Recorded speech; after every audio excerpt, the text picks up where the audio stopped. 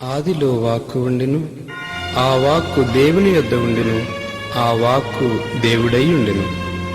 ఆ వాక్కు శరీరధారి అయి మన మధ్య నివసించెను.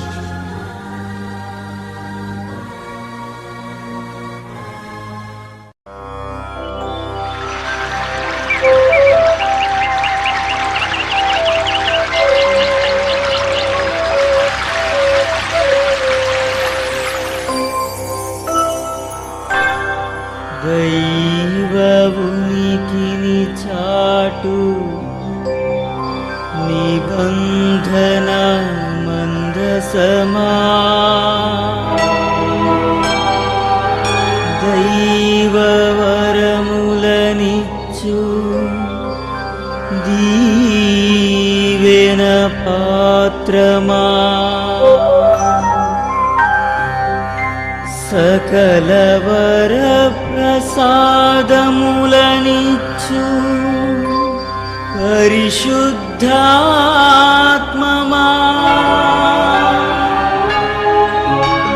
నీకే స్తుతి, నీకే మహిమా, నీకే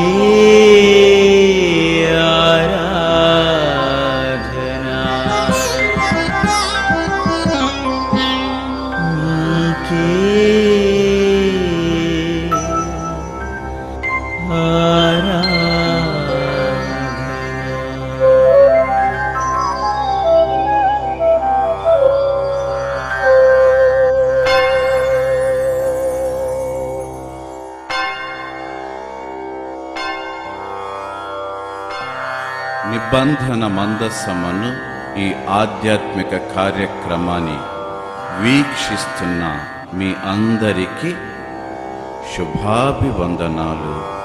త్రియేక దేవుని శుభాశిస్సులు.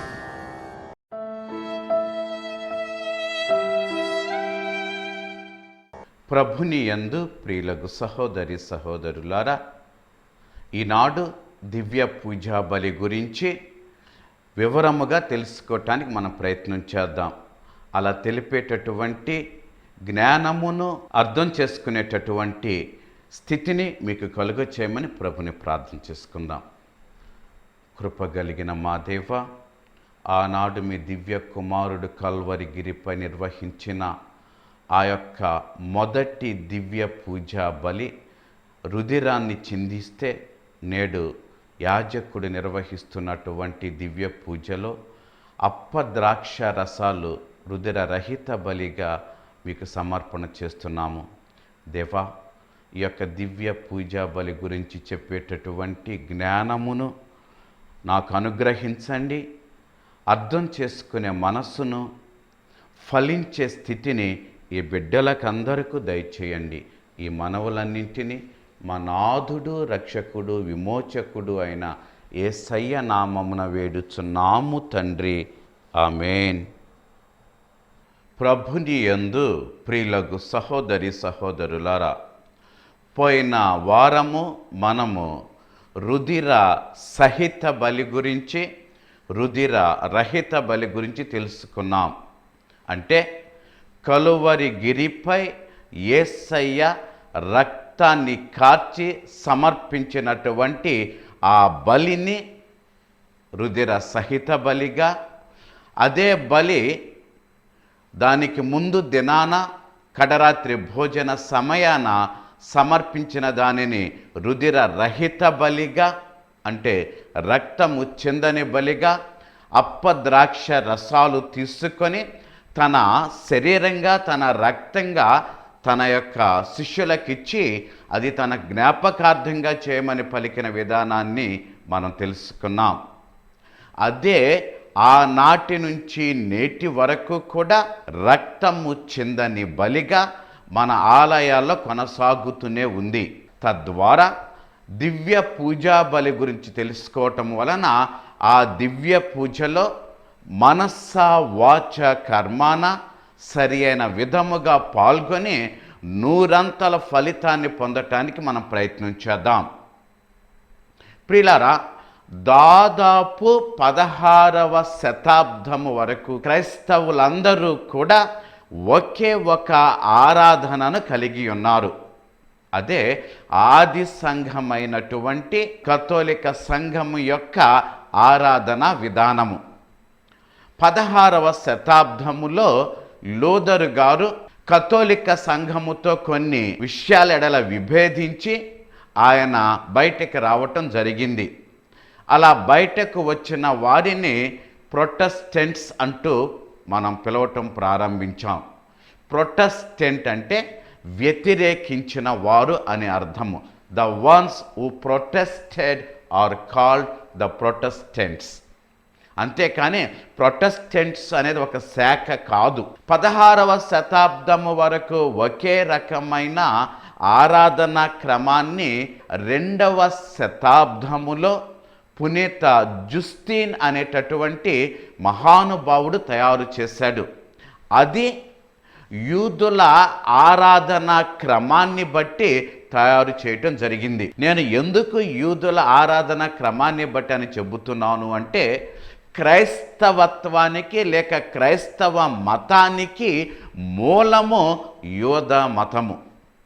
అంటే యేసు జన్మించటానికి యూదుడిగా జన్మించాడు.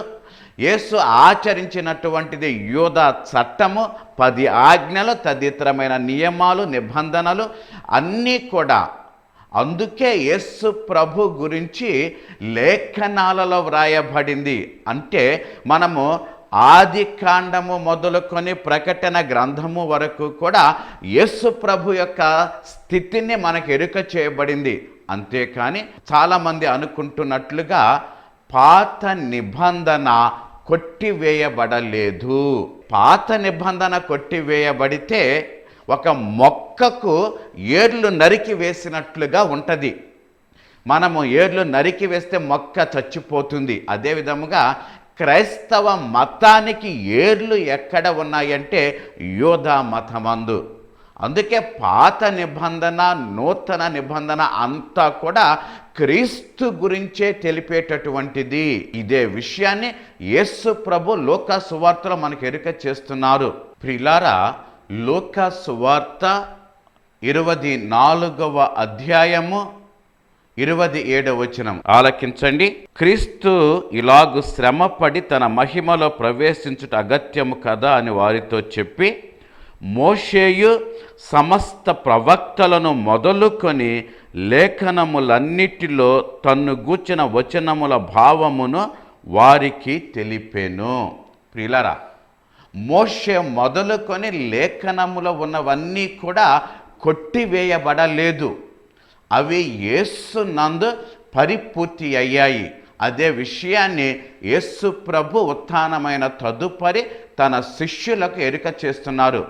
అందుకే ఈ యొక్క పరిశుద్ధ గ్రంథమంతా కూడా యేసు ప్రభు యొక్క ఔన్నత్యాన్ని, యేసు ప్రభు యొక్క స్థితి విధానాన్ని మనకు ఎరుక చేస్తుంది. అదే యేసు ప్రభు పలికినటువంటి ఇది నా జ్ఞాపకార్థముగా కొనసాగించండి అన్నటువంటిది నేటికి ఆరాధన క్రమములో జరుగుతూనే ఉంది. 16వ శతాబ్దము వరకు ఒకే విధముగా జరిగిన ఆరాధన క్రమము ఆ తరువాత లూథరు గారు విభేదించటము ద్వారా లూథరు గారు ఒక విధమైన ఆరాధన క్రమాన్ని తయారు చేశారు. ఆ ఆరాధన క్రమము కూడా దాదాపు కథోలిక సంఘము యొక్క ఆరాధనను పోలి ఉంటుంది. కాస్త అక్కడ ఇక్కడ భేదము ఉంది, కానీ మొత్తముగా చూచినట్లయితే కథోలిక ఆరాధన విధానమే మెయిన్ లైన్ చర్చెస్లో జరుగుతూ ఉంటాయి. దురదృష్టవశాత్తు 16వ శతాబ్దములో లూథరు గారు విభేదించిన తరువాత ఆయన జీవించిన కాలము నుండే ఈ యొక్క విభేదించిన సంఘము నుండి, అంటే లూథరు గారి సంఘము నుండి అనేకమైన సంఘాలు ఏర్పడ్డాయి. ఈనాడు పరిస్థితి మనందరికీ తెలుసు. క్రైస్తవత్వము లేక క్రైస్తవ మతము శాఖోపశాఖలుగా లెక్కకు మించినవి పుట్టగొడుగుల్లాగా పుట్టుకొస్తున్నాయి. నేను దీనిని ఏమి ప్రశ్నించటము లేదు, కానీ ఎవరికి తోచిన విధాన ఆరాధనను వారు చేస్తూ మేము చేసేదే గొప్ప, మేము చేసేదే గొప్ప అని పలకటం ఆరంభించటం జరిగింది. ఏది ఏమైనా కథోలిక ఆరాధనను గురించి మీకు కాస్త తెలియచేయాలని తలంచుచున్నాను. అదే దివ్య పూజా బలి. చాలామంది కథోలికేతరులు మా యొక్క ఆరాధనకు వచ్చినప్పుడు మేము చేసే విధానం అర్థము కాదు అంటూ ఉంటారు. కూర్చుంటారు, లేచి నిలబడతారు, గురువేదో చెబుతారు, ప్రజలు దానికి ఏదో ప్రత్యుత్తరం ఇస్తారు, మోకరిస్తారు. ఇవేమీ మాకు అర్థం కావు, అదేదో వింతగా ఉంటుంది అని. అవునండి, తెలియని వాళ్ళకి క్రొత్త విషయం ప్రతిదీ వింతే, కానీ తెలిసిన వారికి మాత్రము దాని యొక్క అర్థము తెలుస్తుంది, పరమార్థము తెలుస్తుంది. అందుకే ఈ రోజు నుండి మనము దివ్య పూజా బలి యొక్క విశిష్టత గురించి తెలుసుకోవటానికి మనం ప్రయత్నం చేద్దాం. ప్రియులారా, ప్రాథమికముగా దివ్య పూజా బలి రెండుగా విభజించబడుతుంది. కానీ ఈ రెండు ఒక్కటే, అంటే ఈ రెండు భాగాలు ఒక భాగముగానే దివ్య పూజలో మిళితమైపోతాయి. మొదటి విభాగము, the first part of the mass, సంఘ సమావేశము, దైవ వాక్యాచరణ అంటే పరిశుద్ధ గ్రంథ పఠనాలు చదవటం, ఆ తర్వాత ప్రబోధము అంటే వాక్యాన్ని వివరించటం, ప్రబోధం చేయటం, ఆ తరువాత విన్నపాలు, విజ్ఞాపన ప్రార్థన. ఇదంతా ఒక భాగముగా మనం చెప్పుకుంటూ ఉంటాం. మరి రెండవ భాగముగా ఏం చెబుతాము అంటే కృతజ్ఞతాచరణ, అప్పద్రాక్ష రసాలు సమర్పణ, ప్రతిష్టతో కూడిన కృతజ్ఞతాచరణ ప్రార్థన, దివ్య సప్రసాద స్వీకరణ అంటే యేసు ప్రభు యొక్క శరీర రక్తాలను స్వీకరించటం.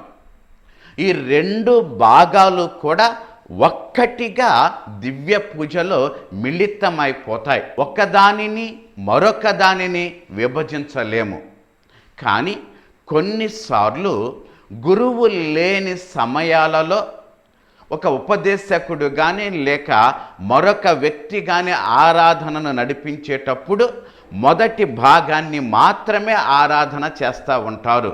రెండవ భాగాన్ని ఒక గురువు ఉంటే మాత్రమే ఆరాధన జరుగుతుంది. అంటే అప్పద్రాక్ష రసాలతో ప్రారంభించి దివ్య సప్రసాద స్వీకరణ వరకు గురువు ద్వారా యేసు ప్రభు నిర్వహించేటటువంటి ఆరాధన క్రమము.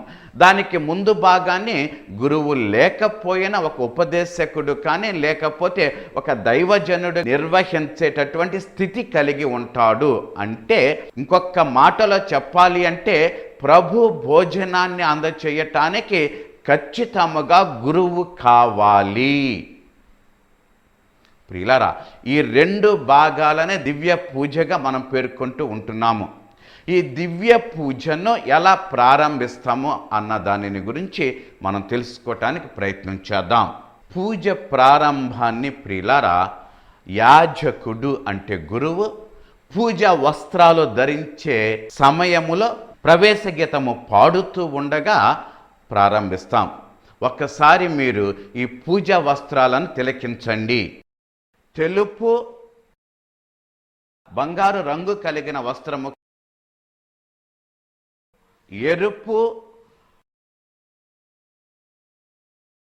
ఆకుపచ్చ, ఊదా రంగు గల వస్త్రాలను మనం చూస్తున్నాం. మీరు చూస్తున్నటువంటి ఈ తెల్ల వస్త్రము కానీ లేక బంగారు రంగు కలిగిన వస్త్రము కానీ ఇది ఒక వస్త్రము కింద మనకు వస్తూ ఉంటుంది. ఈ తెలుపు వస్త్రము అనేటటువంటిది ప్రియులారా యేసు ప్రభు యొక్క స్థితిని మనకు ఎరుక చేస్తూ ఉంటుంది. యేసు ప్రభు యొక్క గొప్ప మహిమ కలిగిన పండుగలు చేసుకునే సమయాల్లో గురువు వేసుకుంటూ ఉంటారు. ఎరుపు వస్త్రము అనేటటువంటిది వేద సాక్షులం. ఎవరైతే యేసు ప్రభు నిమిత్తము రక్తాన్ని చిందించారో వారి జ్ఞాపకార్థము చేసేటటువంటి పూజ బలిలో అది వేసుకుంటూ ఉంటారు. ఊదా రంగు వస్త్రాన్ని ఆగమన కాలములో, శ్రమల దినాలు అనగా తపస్కాలంలో వేసుకుంటూ ఉంటారు. అదే విధముగా ఆకుపచ్చ రంగు వస్త్రము గనక మీరు చూచినట్లయితే ఈ వస్త్రాన్ని సామాన్య కాలంలో ఎక్కువగా ధరిస్తూ ఉంటారు. ప్రియులారా, ఈ యొక్క వస్త్రధారణ అనేటటువంటిది కథోలిక సంఘము తనంతట తానుగా ప్రవేశపెట్టినటువంటిది కాదు. దీనికి మూలము పాత నిబంధన యందలి నిర్గమకాండము 28వ అధ్యాయము 6వ వచనమును గనక మనము గమనించినట్లయితే అక్కడ ప్రధాన యాజకుడు ఏ విధమైన వస్త్రాలు వేసుకున్నారో మనకు విదితమవుతుంది. ఒక్కసారి మీరు తిలకించండి.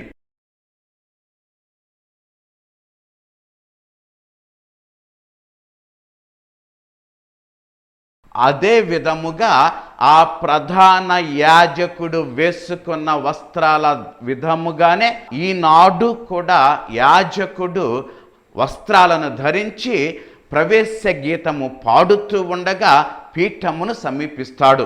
ఇక్కడ ప్రవేశ గీతము అనేటటువంటిది దేనికి గుర్తు అంటే సంతోషానికి గుర్తు. సంఘమంతా ఏక మనస్కులై దేవుని యొక్క ఆరాధనలో పాలు పంచుకోవటానికి స్తుతి గీతాలతో మనము ప్రారంభించుకుంటూ ముందుకు సాగుతాం.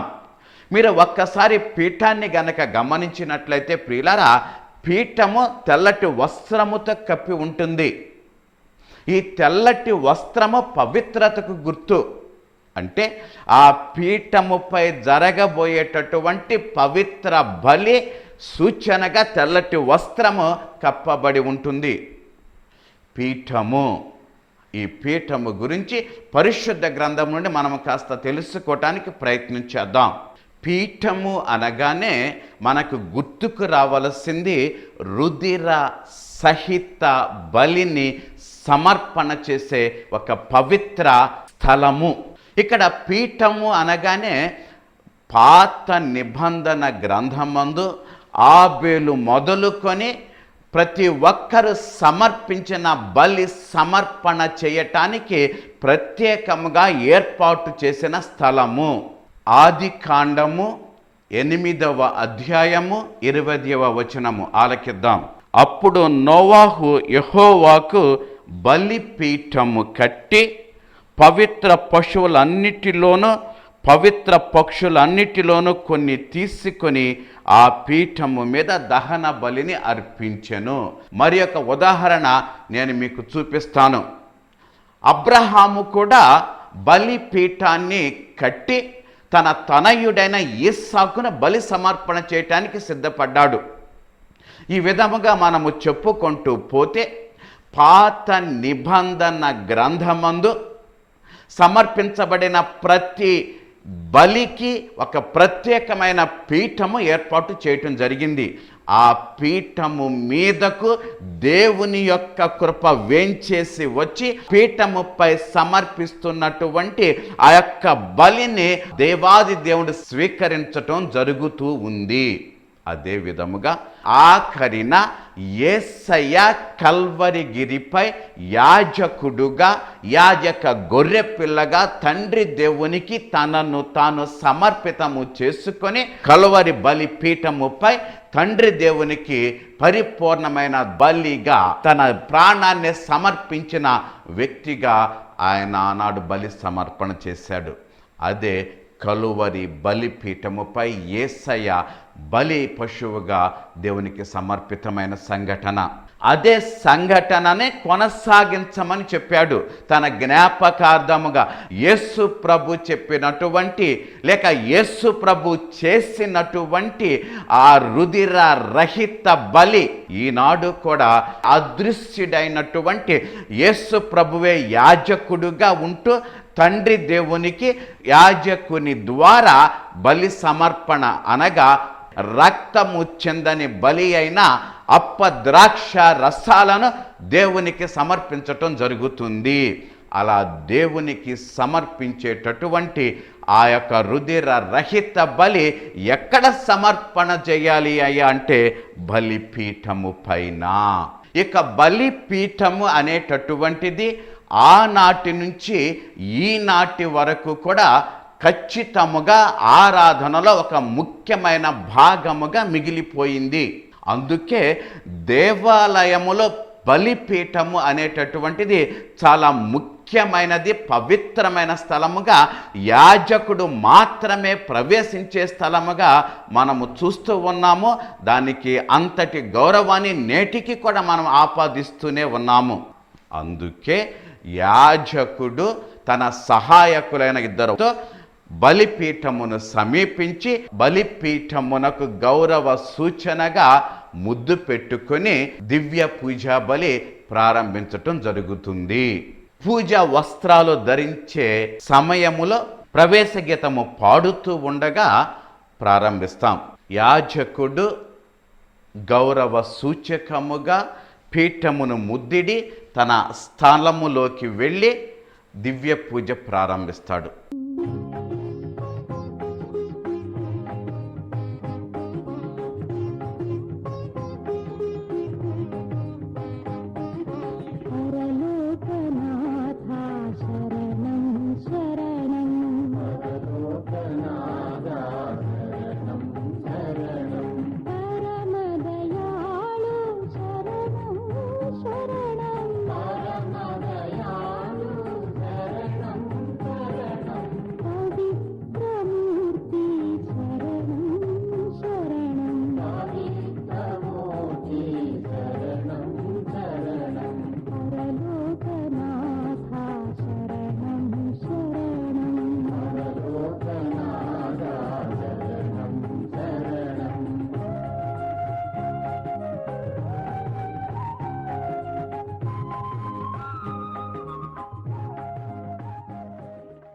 దివ్య పూజ అనేది సంఘముతో కూడి జరిపేటటువంటి ఒక ఆరాధన క్రమము.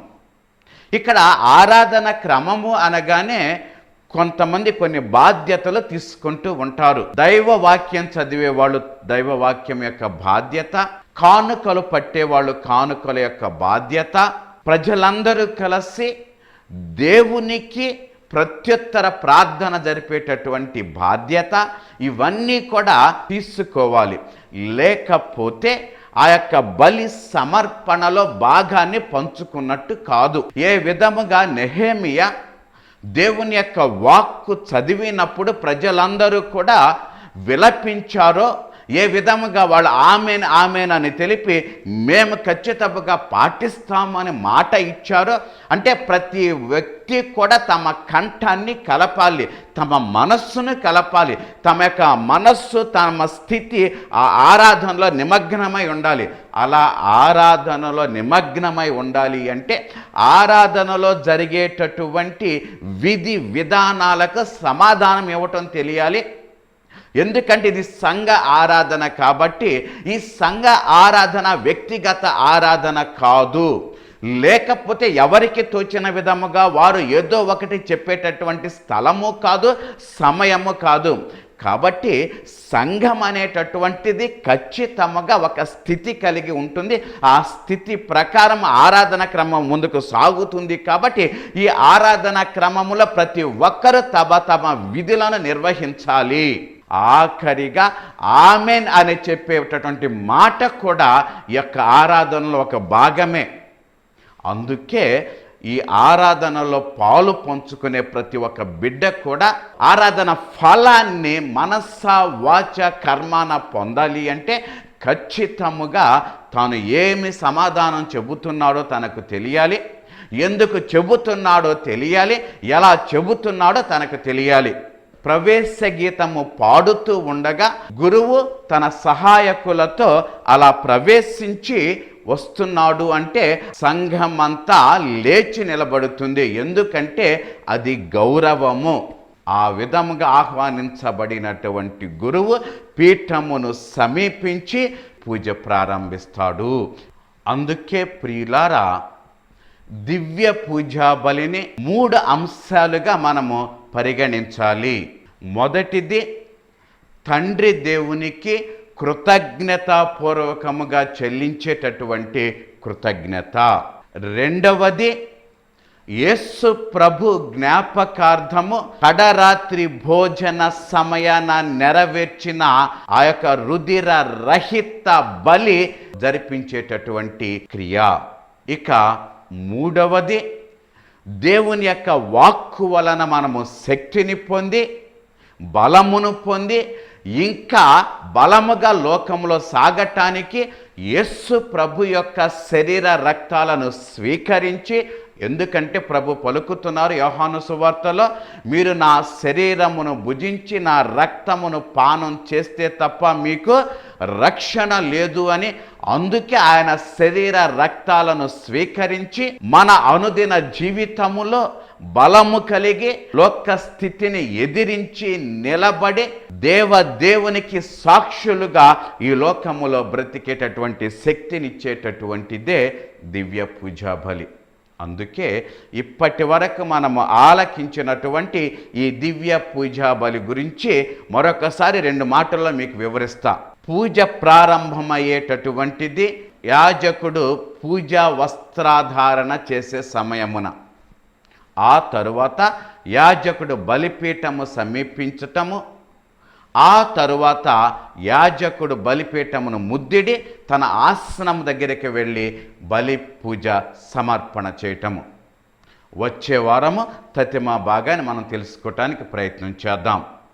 మీరు నాతో పాటు ఏకీభవించి దేవుని స్తుతించండి.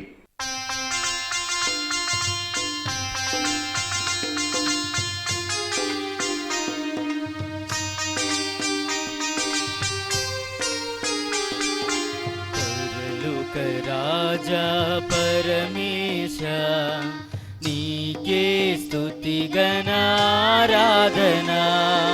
పరలోక రాజా పరమేశ నీకే స్తుతి గణారాధన.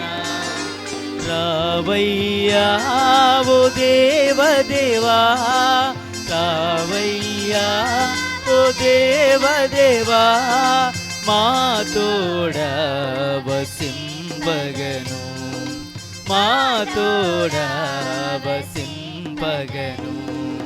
పరలోక రాజా పరమేశ నీకే స్తుతి ఘనారాధన. పరలోక రాజా పరమేశ నీకే స్తుతి ఘనారాధన. మట్టిని మలచి మనిషిగా చేసిన తండ్రి స్తుతి ఘనారాధన. నరరూపధారి అయినను రక్షించిన యేసా స్తుతి ఘనారాధన. పరిశుద్ధుడా పావనుడా నీకే స్తుతి రావయ్యా ఓ తండ్రి దేవా, రావయ్యా ఓ యేసుదేవా, రావయ్యా ఓ ఆత్మదేవా, మా తోడ వసింపగను. ప్రార్థించుదము. కృపా సత్య సంపూర్ణులైన మా దేవ, ఆది నుండి బలి సమర్పణ అనేటటువంటిది చేయటానికి ఒక ప్రత్యేకమైన స్థలాన్ని మీరు ఏర్పాటు చేయమన్నారు దేవా. యేసయ్య కలువరి గిరిపై సమర్పణ చేసిన రుధిర సహిత బలిని మేము అనుదినము రుధిర రహిత బలిగా చేస్తున్న పూజలో మాకు తోడై ఉండండి. ఆ యొక్క బలి ఫలితము మేము నూరంతలుగా పొందేలా చేయమని మా నాథుడు మీ ప్రియ కుమారుడైన యేసయ్య పవిత్ర నామమున వేడుచున్నాము తండ్రి. ఆమేన్. సర్వశక్తుడు దయామయుడైన పిత పుత్ర పవిత్రాత్మ సర్వదా మిమ్ము దీవించి మీకు తోడై ఉందురుగాక. ఆమేన్. Thank you and God bless you.